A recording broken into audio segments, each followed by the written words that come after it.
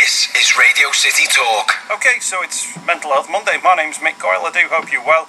We've got a guest in the studio now who's going to make us laugh, but he's not a comedian. Or maybe he is, actually. Jordan Fawcett joins in the programme. Jordan, thank you for your time. Definitely not a comedian.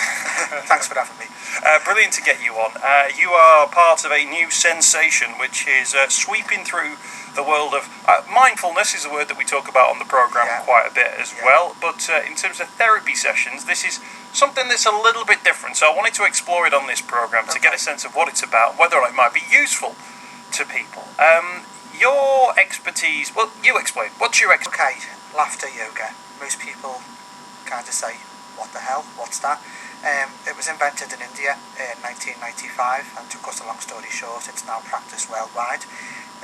It's not traditional yoga. People hear the word yoga and automatically think of being on a yoga mat, stretching, breathing, being guided through a practice. We don't do any of that at all.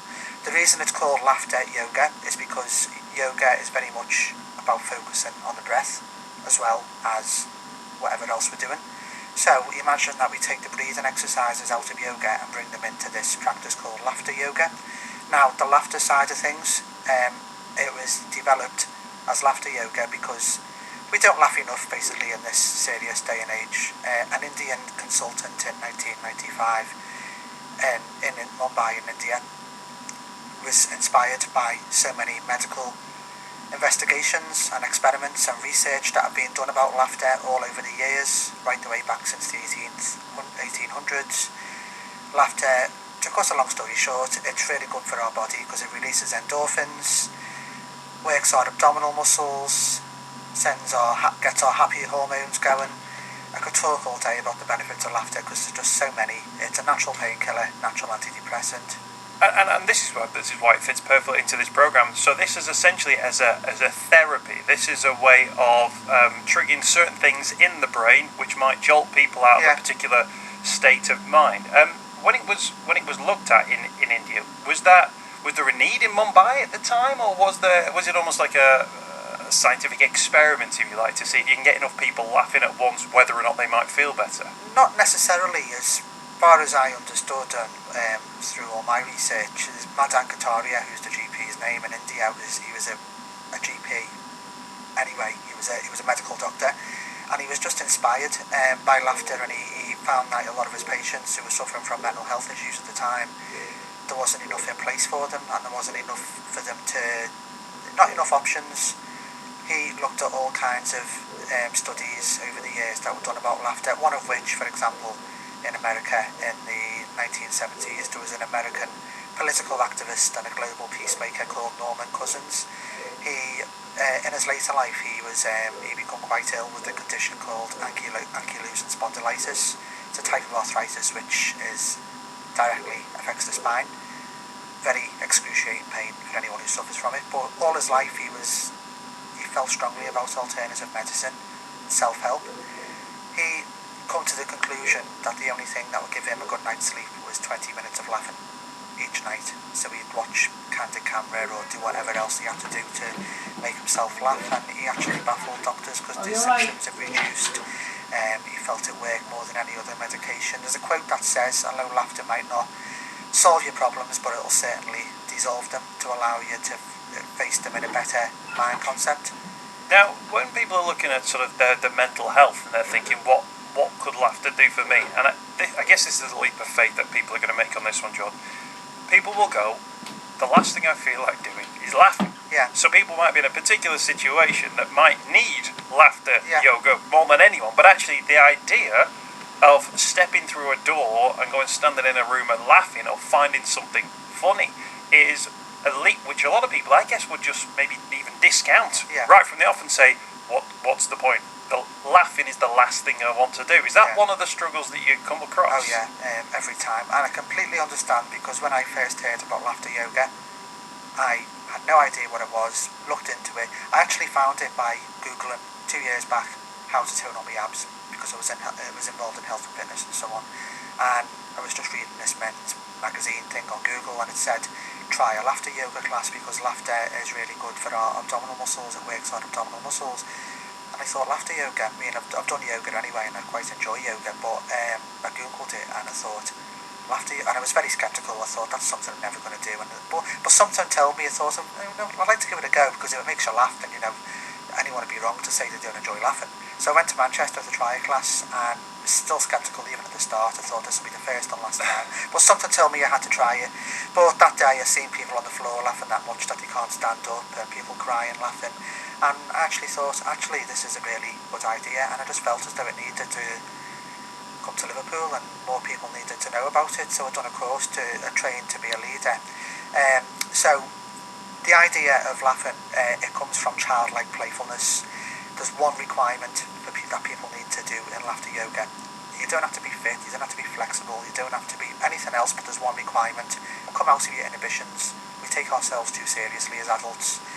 Children have the ability to laugh without any need, without watching cartoons, put a group of children in a room together, 9 times out of 10 they'll just play with each other and laugh. And it's nice looking at children laughing, and and we think to ourselves, if only we could laugh like the way children do. So you need to come out of your inhibitions. The laughter is all done through childlike playfulness, deep belly breathing exercises to relax, and childlike playfulness. So we behave out of the ordinary. We behave a bit bizarrely and a bit silly, but it's all the idea of generating contagious laughter, it's like a domino effect. We have mirror neurons in the brain that connect with other people as to how they're feeling, and that's what makes laughter contagious. I'll start laughing, someone else will start laughing, and then all of a sudden you'll have a room full of people laughing. Forced laughter's got the very same benefits as what real laughter has. Yeah, now I'm going to come on to that one, but first of all, in terms of the medical side of this, explain what goes on in the brain when you're laughing that might make people better. What's actually happening? What signals are being triggered? What things are lighting up in people's heads when they start laughing? The main thing is a huge distraction, basically. Laughter doesn't solve your problems by far, it doesn't change anything, but it gives you that bit of respite just for a short period of time, and that leaves you feeling good for the rest of the day. We release neurotransmitters, which are signals that get sent to the brain.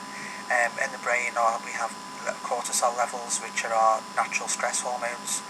Laughing, the endorphins that laughter releases promote to them cortisol levels being adjusted to a more suitable level. Right. So that's what makes it a natural antidepressant. It does a very similar thing as to what antidepressants do, adjusting the chemical imbalance. Obviously it doesn't solve depression, it doesn't cure it whatsoever, but it's just that perfect bit of respite, and it promotes to better mental health. Jordan Fawcett's with us on Mental Health Monday. We're talking about laughter yoga. You're a course leader in this one. Just tell us about how this has maybe been embraced by the medical profession. So this is something which people can sign up to as part of public health now. Yeah, I've done quite a bit of work lately with one of the local NHS trusts, mental health organisation. I've done a run of a 4-week course, which is coming to the end now of that course. But I always have things going on with laughter yoga. There's always opportunities coming up. I occasionally will just hire out rooms and advertise for people to come and enjoy themselves.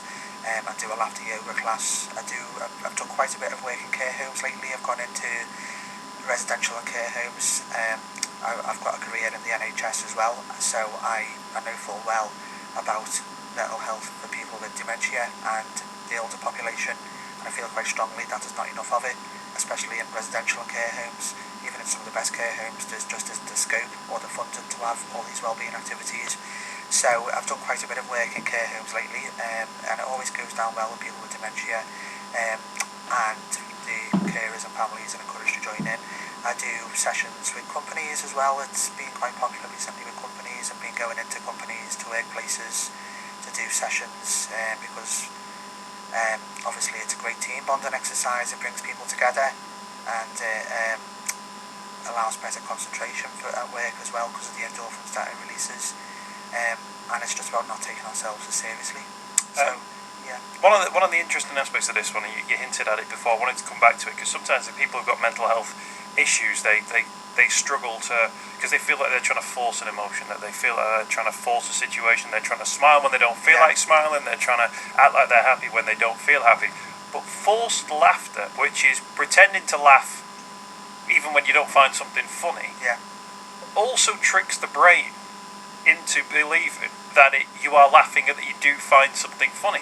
This is really interesting, this actually, because this might be very helpful for people because they're so used to that idea of faking a particular emotion just for the sake of getting by the day. That actually faking laughter is as effective as real laughter. It almost seems like you'd think the brain would almost be smart enough to figure that it would be fake. But in this case, and in laughter's case, the laughter triggers the same things whether you're faking it or not. It's amazing. I find it hard to believe myself, but science has proven it.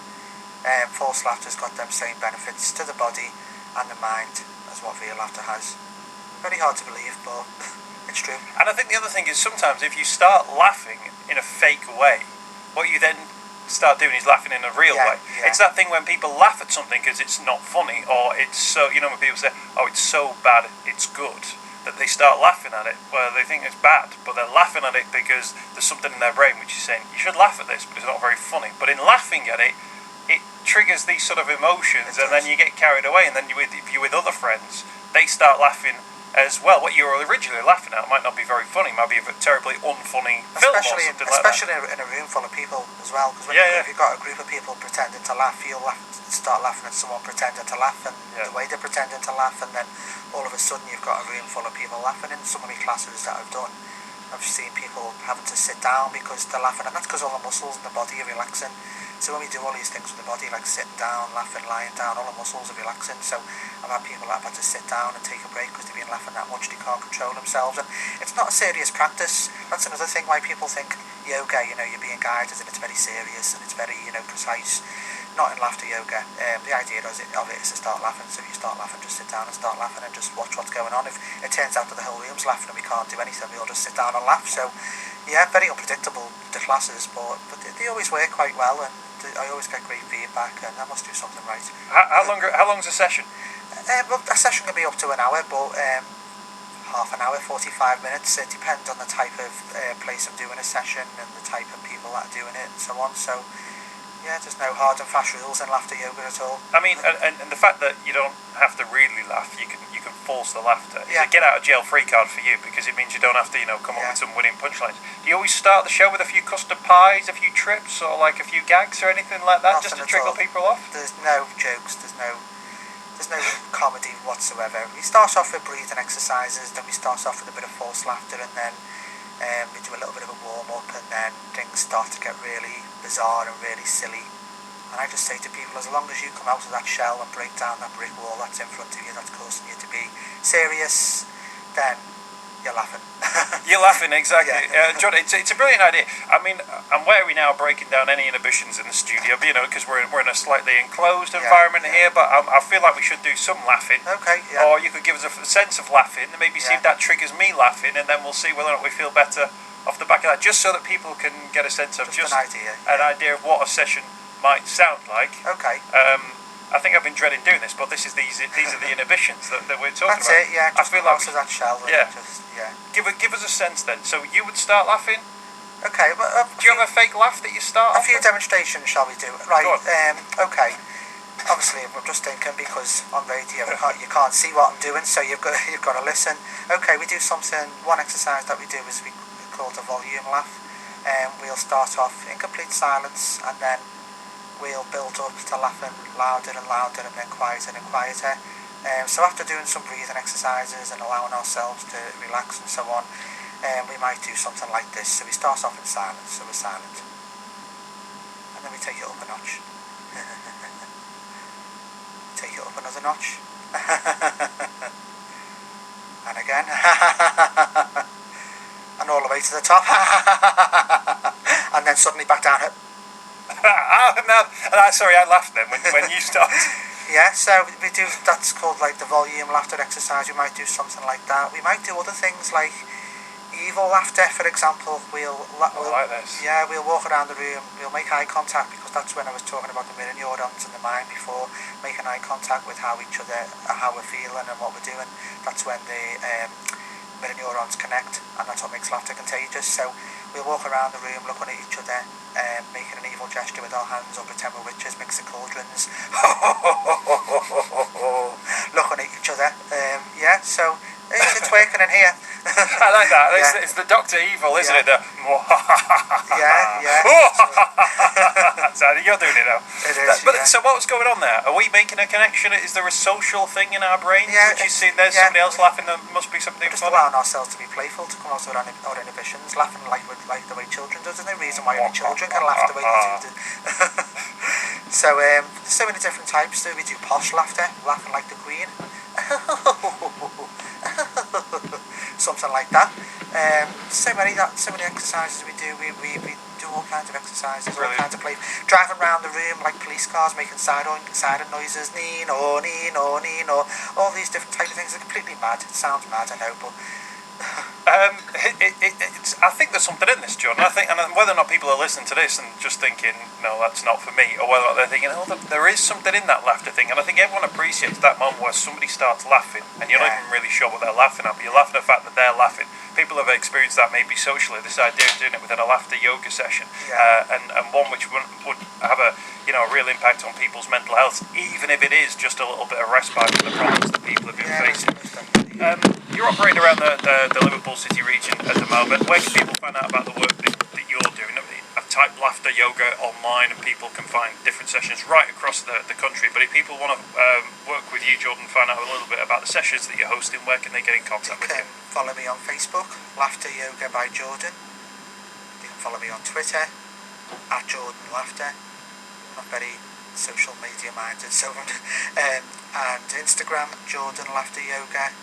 Type in Google Laughter Yoga Liverpool. You'll see videos of me on YouTube and get an idea of what classes are about. So social media, contact me by telephone as well. Brilliant, yeah. What we'll do is, I'm sure the contact details will be out through your social media and your websites as well, if people want to get in contact with you as well. Yeah. And I'll grab a number from you at the end, and we'll get that on the social media too. John, thank you for your time. No problem. It's brought a smile to my face. Thank you, I'm glad. So thank you for your time. Thanks for telling us about your laughter yoga sessions. And thanks for having me. Thank you. Radio City Talks Mental Health Monday.